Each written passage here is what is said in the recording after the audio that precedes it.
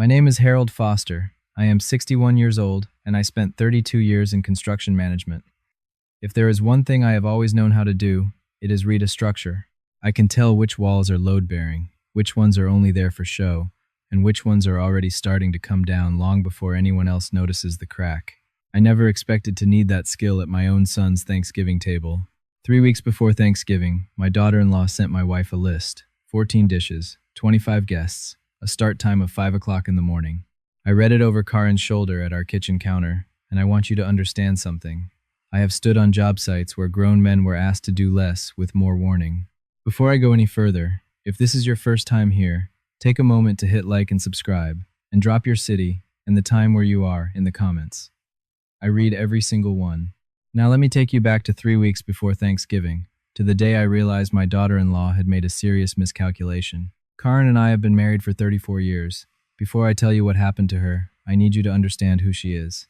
Karen taught second grade for 28 years at Millbrook Elementary. Same school, same grade, same room number for most of those years. She knew every child's name by the second day of class. Years later, she still remembered them. She remembered what they struggled with, what made them light up, who needed patience, and who needed to be challenged. She is the most capable person I have ever known. She is also, and I say this knowing exactly what it has cost her over the years, someone who spent her whole life making things easier for other people. Our son Derek is 34. He grew up steady and careful. He became a structural engineer, which suits him. He measures twice. He builds things that last.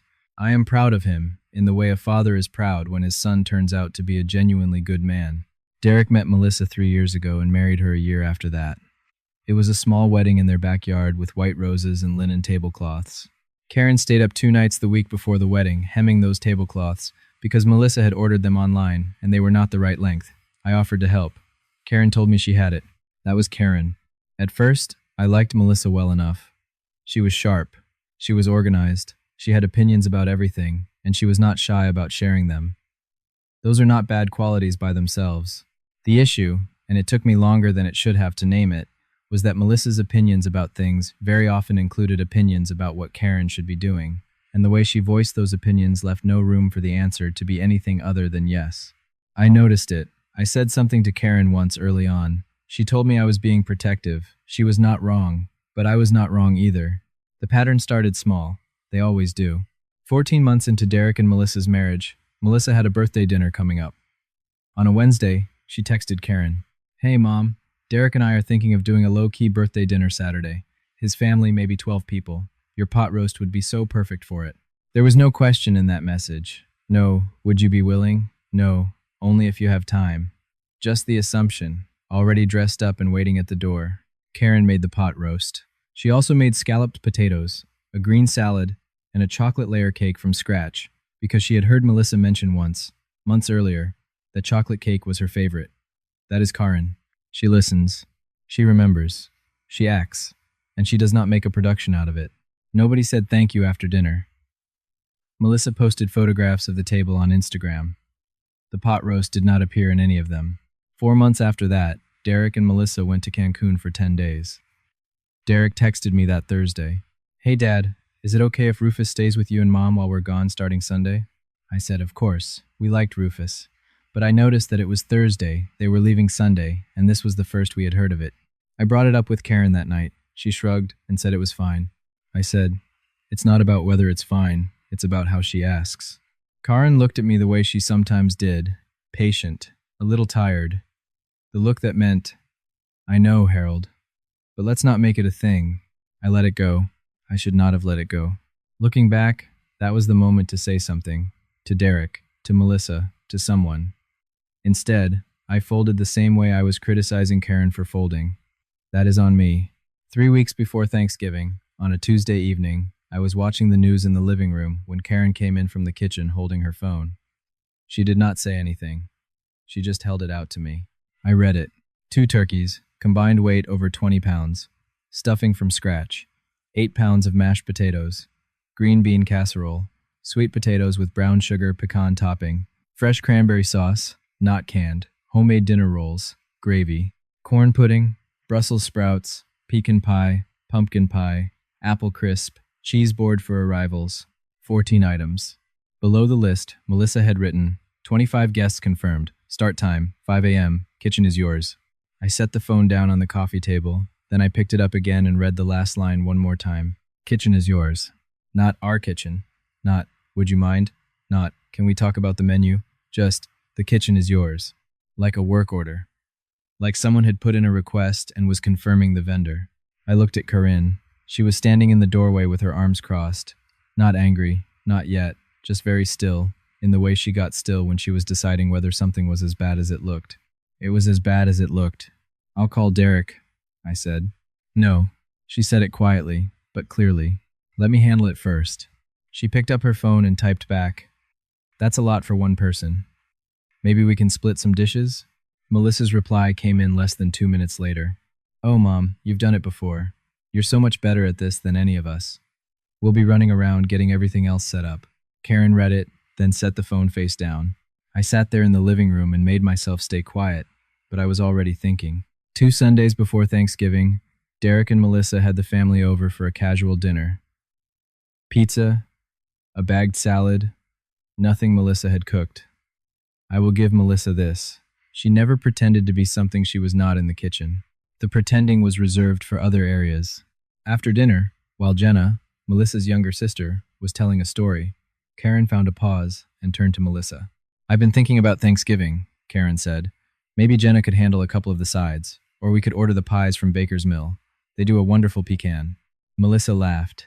It was a particular kind of laugh, warm on the surface, already decided underneath. Mom, she said, reaching over and patting Karen's hand. That's literally what you're good at. Don't overthink it. It's always so beautiful when you do it. Jenna nodded. Paul, Jenna's boyfriend, looked at his phone. Derek looked at his pizza. I watched my son look at his pizza and say nothing, not one word. I had taught that boy to speak up when something was wrong. I had taught him that silence in the face of something unfair was its own kind of answer. Apparently, he had left that lesson somewhere between his 20s and now. I kept my face neutral. I had learned over many years on job sites and in project meetings that showing anger before you have decided what to do with it is a waste of anger. On the drive home, I said to Karen, that is not happening. She looked out the window. Corinne, 25 people, alone, 5 o'clock in the morning. No. She was quiet for a moment. Then she said, I know. Then she said, I already have a plan. Next. I looked at her. She was almost smiling. Tell me, I said. That night, Karen called Pat Calloway. Pat had been Karen's closest friend since their first year teaching together at Millbrook. 22 years of knowing each other the way people do when they have shared a faculty lounge, a profession, and more difficult parent conferences than either of them could count. Pat had retired to Sarasota 4 years earlier. Karen talked to her every Thursday morning over FaceTime. I sat in the kitchen while Karen was on the phone in the bedroom, and when she came out 20 minutes later, her expression had changed. It was settled, like she had made a decision, and the decision had already taken hold. She sat down across from me at the kitchen table and put her hands flat on the surface. Pat invited us for Thanksgiving, she said. Her back porch, her grandmother's roast chicken with lemon and garlic, just the 3 of us. I'm in, I said. She looked at me. Just like that? Karen, I said, folding my hands. Our daughter-in-law sent you a work order. Our son watched her do it and said nothing. Pat is offering you a back porch in Florida. I paused. What exactly is the decision here? She exhaled. It was a long, slow exhale, like something that had been held in for weeks. Then she pulled the yellow legal pad across the table and picked up a pen. She wrote a few lines, folded the paper, and set it beside her coffee cup. Then she opened her laptop. I watched her pull up the airline's website. I watched her find the 6:05 a.m. departure out of Columbus on Thanksgiving morning, 2 tickets to Tampa. She looked up at me. I nodded once. She pressed confirm. The text kept coming all week. Monday, just a reminder, rolls have to be homemade. Store-bought always tastes like cardboard, lol. Wednesday, hey mom, scratch pie crust? The frozen kind gets soggy. I found a great tutorial if you need it. Friday, one more thing. Fresh cranberry sauce, please, not the can. Greg and Sandra are foodies, and I want everything elevated. Greg and Sandra, first time those names had appeared. I asked Karen who they were. Derek's boss and his wife, she said. I sat with that for a moment.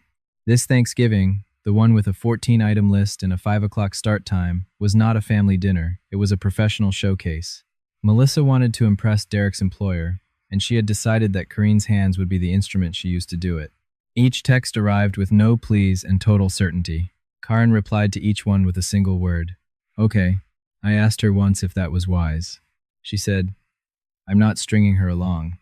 I'm just not arguing with someone who isn't listening. I had been married to this woman for 34 years. I knew her particular quality of calm when she had committed fully to a course of action. It was the same calm she had with a difficult parent at school, patient, clear-eyed, done negotiating. The boarding passes were printed and sitting in the dish on my nightstand beside my wallet and phone. 2 passes, seats 14A and 14B, 6:05 in the morning. 10 days before Thanksgiving, we were already gone in every way that mattered. The only thing left to resolve was the timing. 8 days before Thanksgiving, Karen drove over to Derek's house to return a spare key that no longer fit their new locks. She came home 30 minutes later and sat down at the kitchen table without taking her coat off. I knew that look. What happened? I said. She told me. The door was unlocked. I stepped inside to leave the key. I heard Melissa on the phone upstairs. Karen paused, then repeated what she had heard. Greg is definitely coming. Him and Sandra. The Petersons. People from Derek's firm. I just need it to look amazing. Mom's handling all the food, so that part is covered. Mom's handling all the food, so that part is covered. I sat back in my chair. There is a term in construction for a wall that looks structural but is not. A partition. It defines a space without holding anything up. You do not know it is false until you start pulling it apart and the ceiling does not move. That was what this was. Melissa had built a Thanksgiving that looked like a family gathering, but it was really a professional event, a staged impression designed for Derek's boss. And the element she had decided was load-bearing, the thing she had counted on without asking, was my wife.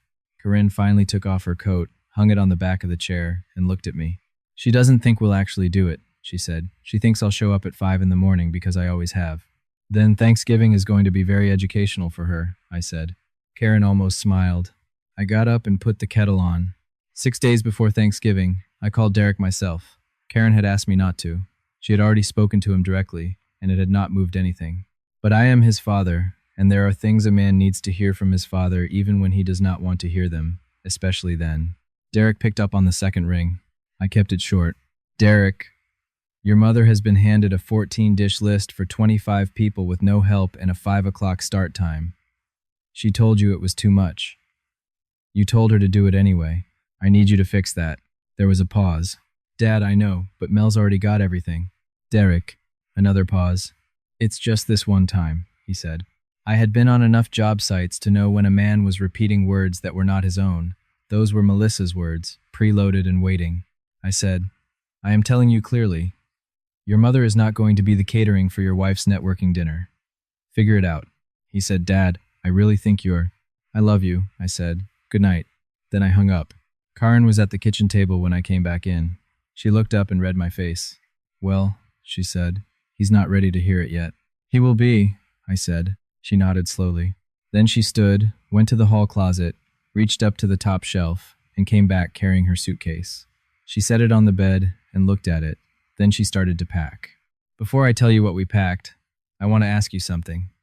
Have you ever told someone a hard truth and watched them choose not to hear it? Drop a comment if you know that feeling. And if you have not subscribed yet, this is the moment. Because what happened next was the part nobody saw coming. I want to tell you about an apron.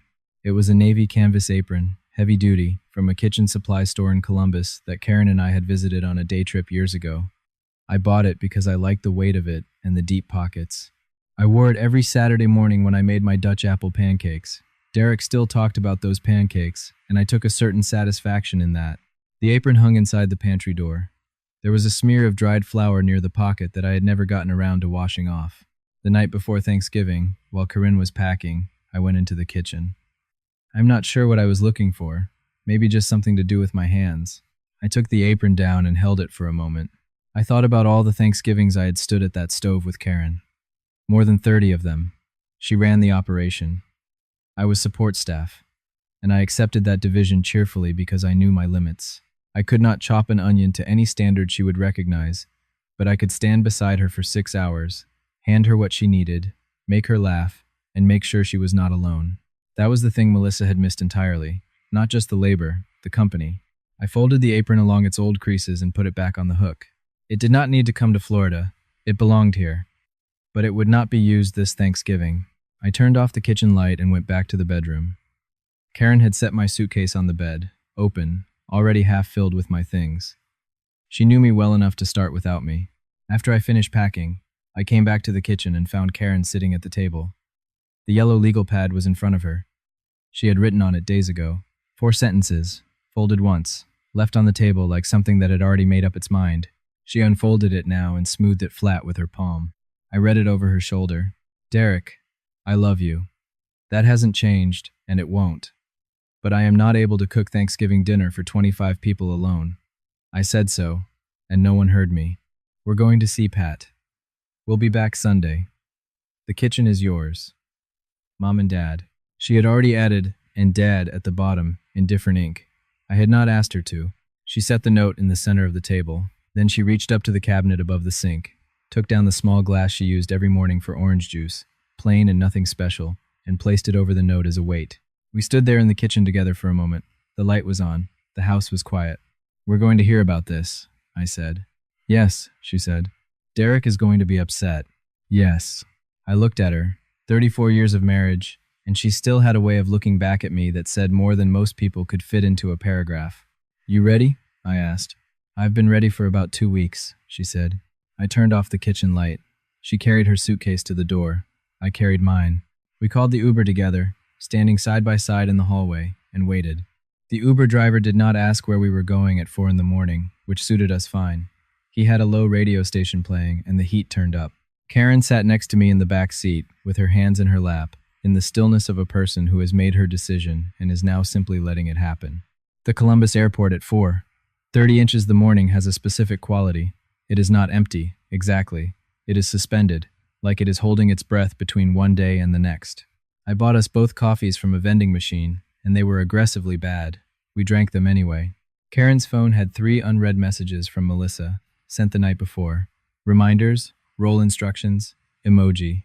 Neither of us opened them. At 5:40, they called our boarding group. We stood in line, and I thought, right now, 25 people think there is a Thanksgiving dinner being prepared for them. In a few hours, someone is going to walk into a kitchen and find a note under a juice glass. My phone buzzed as we stepped into the jetway. Derek.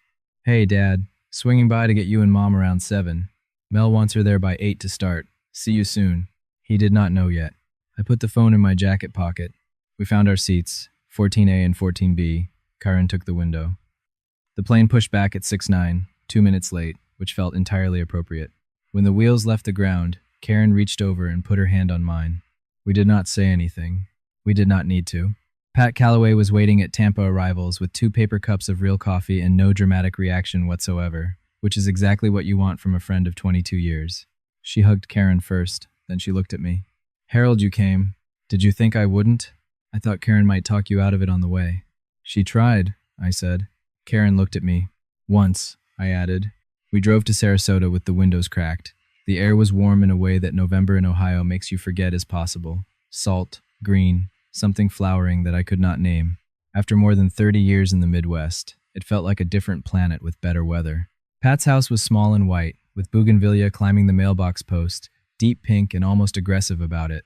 A gray cat named Murray acknowledged our arrival from the couch and then returned to his nap. We took our coffees to the back porch. It faced a small inlet catching the morning light in long, flat pieces. A pelican sat on a dock post across the water, doing nothing at all with complete authority. Karen's phone lit up on the table. Derek, Melissa, then Jenna's number. I turned it face down. Pat looked at me. You know it won't stop. It'll stop when it stops, I said. She handed me more coffee. I sat back, looked at the water, and thought, somewhere in Ohio right now, there's a kitchen with a note in it and no turkey. And here I am on a warm porch with my wife, watching a pelican sit on a dock post and go absolutely nowhere. Some problems solve themselves. Derek told us what happened afterward in pieces. I will tell you what I know. At 7:58 inches the morning, Melissa came downstairs in her new linen apron, striped, artisan, bought specifically for the morning prep photo she had planned. She had a vision for the content. Golden kitchen light, flour on the counter, the start of something spectacular. The kitchen was dark and cold. No Karen, no Harold, no turkey on the counter, no prep work, no smell of anything. Just the table, and on it, a glass. And under the glass, a folded piece of yellow paper. Melissa picked it up and read it. Derek came downstairs 2 minutes later and found her standing there, still holding the note, not moving. He read it. He told us later that he stood there for 30 seconds without saying anything. Then he called me. I did not answer. He called Karen. No answer. He called my cell again, then texted, then tried the house line on the off chance that we had left our phones behind and were sitting at home in the dark. Then he called Jenna. Jenna arrived at 8:15, still in her coat. Melissa, can you cook a turkey? Jenna, I've never cooked a turkey in my life. Paul, Jenna's boyfriend, offered to look it up on YouTube. Nobody took him up on it. Meanwhile, 25 people had confirmed. The centerpiece flowers had been delivered the day before. Greg and Sandra Whitman had RSVP'd within 20 minutes of receiving the invitation. In Sarasota, I was watching a pelican. The clock in Derek's kitchen read 8:32, 6.5 hours to dinner. By 9 in the morning, Melissa had called 4 restaurants. The first told her they had stopped taking Thanksgiving orders in October. The second had a packaged turkey dinner but required 72 hours of advance notice. The third did not answer. The fourth, a place called Harrington's that she had bookmarked from a food magazine, was fully booked for dine-in and had no takeout available on the holiday. She hung up on the fourth one without saying goodbye. Derek drove to Kroger at 9:30. The Thanksgiving turkey section, a full aisle 2 weeks earlier, was down to 3 frozen birds. The largest was 18 pounds and needed 3 to 4 days of refrigerator thawing to be safe. He stood in the freezer aisle with a shopping cart and no good options. He came home with 4 rotisserie chickens from the deli counter, 2 boxes of instant mashed potato flakes, a bag of frozen dinner rolls, a pecan pie in a plastic clamshell, a pumpkin pie from the bakery case with a small dent in the box, a wedge of brie, and crackers. He had remembered at the last moment that Melissa had mentioned a cheese board. Jenna tried to make the green bean casserole from a recipe on her phone. She got a call and forgot to set a timer. The kitchen smelled like burned onions for the rest of the afternoon. At 1:30, guests started arriving. Greg Whitman and his wife Sandra came in at 1:45, precisely on time. The punctuality of people attending a work-adjacent event who have calculated exactly how long they intend to stay. Greg wore a blazer. Sandra brought a bottle of wine and handed it to Melissa at the door with a smile that gave nothing away. The table looked beautiful. Melissa had a real eye for arrangement. The linen cloth, the white and amber centerpiece, the taper candles at every setting. She had put genuine care into how it looked. Then the food came out. 4 rotisserie chickens on her good china platters. Instant mashed potatoes with a slight gray tint in the candlelight. Frozen rolls, cool in the middle. The pecan pie on a cake stand. The plastic clamshell nowhere to be seen, but its impression still faintly visible in the crust. Sandra Whitman looked at the spread, set her wineglass down carefully, and said nothing. Melissa smiled at the table and said, "We had a last-minute change of plans. My in-laws weren't feeling well." Greg nodded. "That's too bad." In the kitchen, Derek stood at the counter with his back to the room. He had asked his mother to cook for 25 people alone. She had told him plainly that it was too much. He had said, "Can you just do this one thing?" Standing there, looking at 4 Kroger chickens on his wife's good china, Derek understood in his body, the way things land when they finally stop bouncing off the surface, what one thing had actually meant. Pat's grandmother's roast chicken with lemon and garlic was everything she had promised. Crisp skin, deeply fragrant, cooked with the kind of attention that makes simple food taste like a decision. We had it with real mashed potatoes, buttered and lumpy in the good way, a salad from Pat's garden, and a white wine that turned out better than its price had any right to suggest. We ate outside on the back porch. The afternoon light on the inlet had shifted from sharp morning brightness to something amber and low, the sun easing toward the palms on the far bank. Murray had migrated from inside to the doorway, occupying the threshold with the self-possession of a cat who considered all boundaries advisory. I was telling Pat about a bridge repair project I had retired off of last spring in Licking County. Straightforward job, terrible weather for 6 weeks straight. Then Karen's phone rang on the table between us. "Melissa." Karen looked at the phone, then at me, then at Pat. Pat looked at her chicken. Karen picked up. "Mom." Melissa's voice was a register higher than usual, tight at the edges. "Where are you? Do you know what's happening here right now? Do you have any idea? Greg is here. Derek's boss is sitting at our table, and there is nothing ready. You could have at least called." Karen set her fork down and looked out at the water. "Melissa," she said, in the same voice she used with an upset parent in a school hallway, clear and unhurried, already finished negotiating. "I told you I couldn't do it alone. I said it 2 weeks before Thanksgiving. I said it again at Sunday dinner." Harold called Derek directly. No one heard us. There was a pause. "So we thought about ourselves instead," Corinne said. Silence on the line. Then Melissa said, "That is so selfish." We'll be home Sunday, Karen said. I hope the rest of your evening goes well. Then she hung up. Pat refilled her wine without being asked. 20 seconds later, my phone rang. Derek, I answered. He did not speak right away. I could hear him outside. The muffled noise of the party behind a closed door, then just the backyard and the wind. Dad. His voice had changed. The defensive edge was gone. What was left was quieter. The sound of a man who had stopped performing and started feeling. I don't know what to say, he said. I knew it was too much. I kept telling myself it would be fine, that you'd both just, and I didn't say anything when I should have. He stopped. Then he said, I'm sorry, Dad. Tell Mom I'm sorry. I believed him. Derek had never been dishonest with me. He had chosen the easier path. He had kept quiet to avoid conflict. He had let things slide because confrontation felt costly. But that was a failure of courage, not character. There is a difference.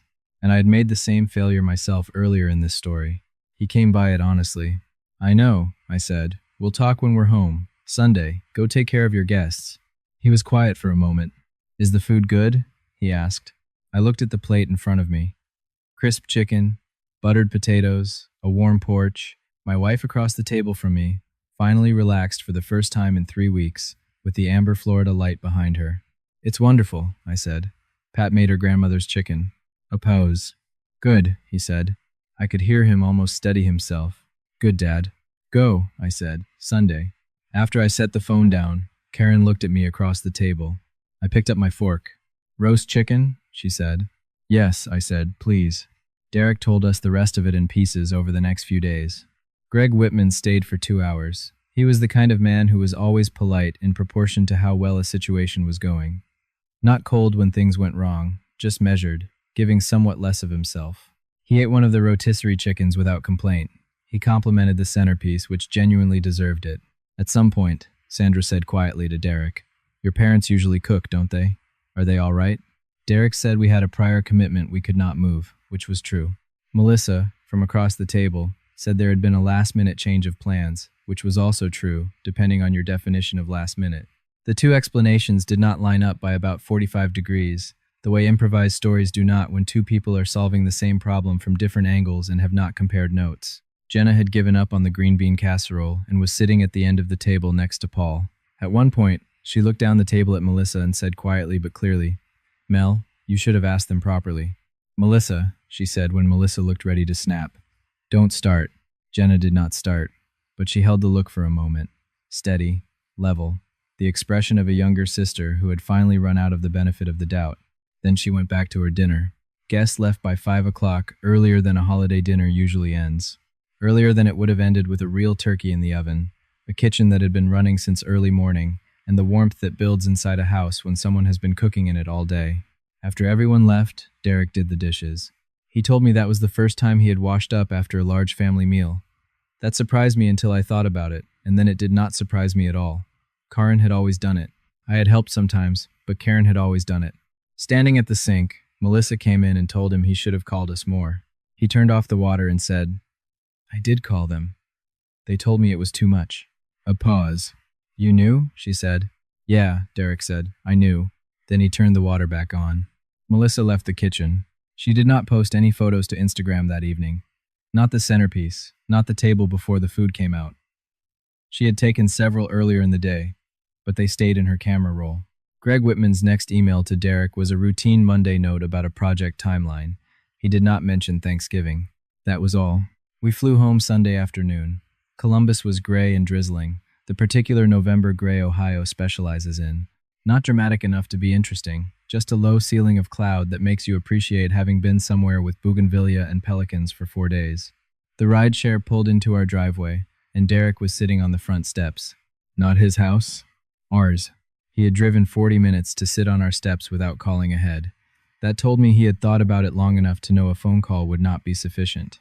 He stood when I came up the walk. We looked at each other. He looked tired in the way people do when they have been honest with themselves about something for the first time, and it has cost them sleep. Melissa didn't come, he said. Okay, I said. We went inside. Karen had arrived a few minutes ahead of me, and the kettle was already on.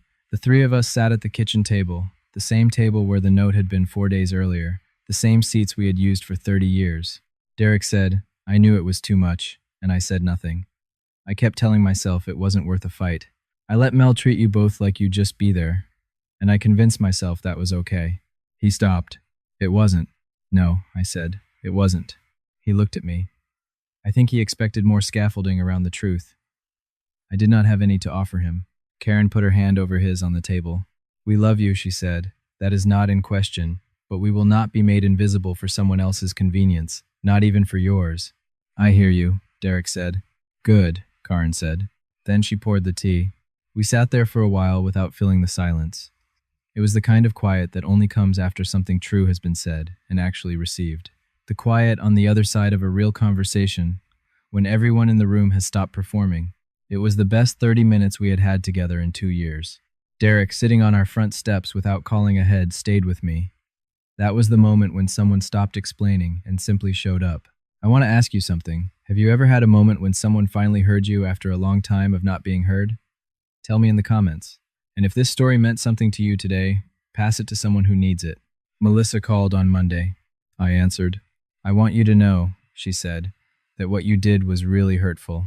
Melissa, I said, I understand it felt that way. And I would like you to understand that when you send someone a 14-item list and call it a family invitation, that is hurtful too. We can talk about this honestly, or we can leave it here. Your choice. There was silence. Then she hung up. She called back 2 days later. This time, she talked less and listened more. She asked how the trip was. She said Sarasota sounded nice. She said she had been thinking. She did not apologize in those exact words.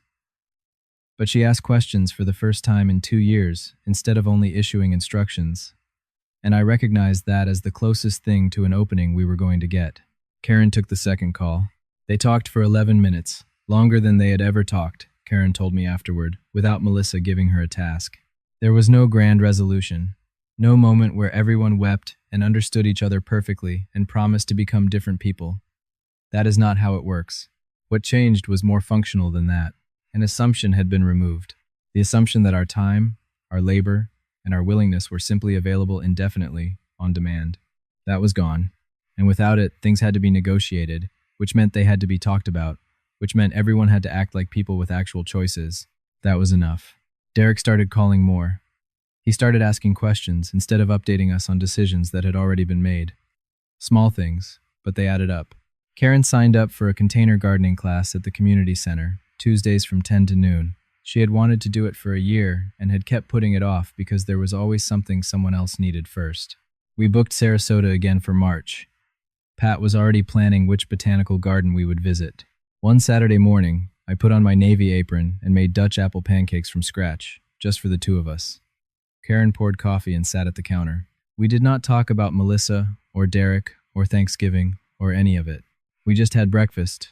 I stood at the stove in that apron, with the old flour smear on the pocket, and I thought, this is what it was always supposed to be. The two of us in this kitchen on a Saturday morning, with nowhere else to be.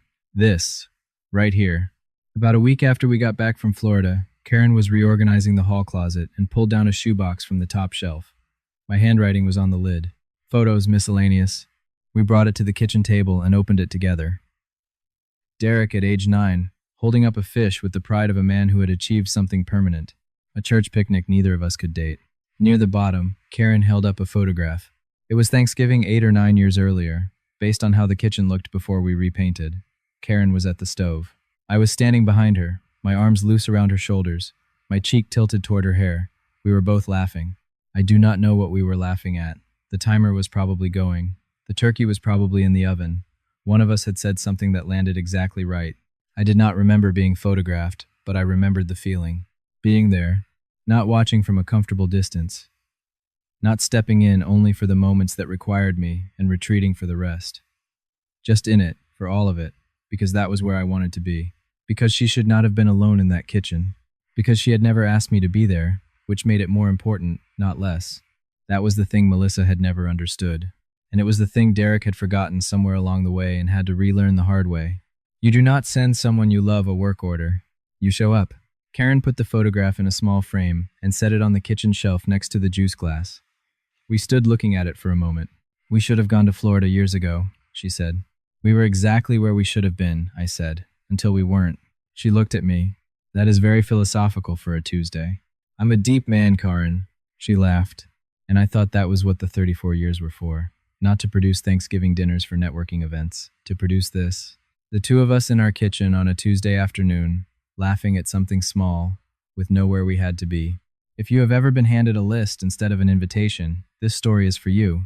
You do not have to explain your absence to people who never noticed your presence. Here is my question for you. Have you ever set a boundary that felt like a risk, and then felt immediately right the second you did it? Tell me in the comments. And if you are sitting with something right now, trying to decide between staying quiet and finally speaking up, I hope Harold and Karin's Thanksgiving helped you make up your mind. There are more stories like this one in the description below. We will see you there.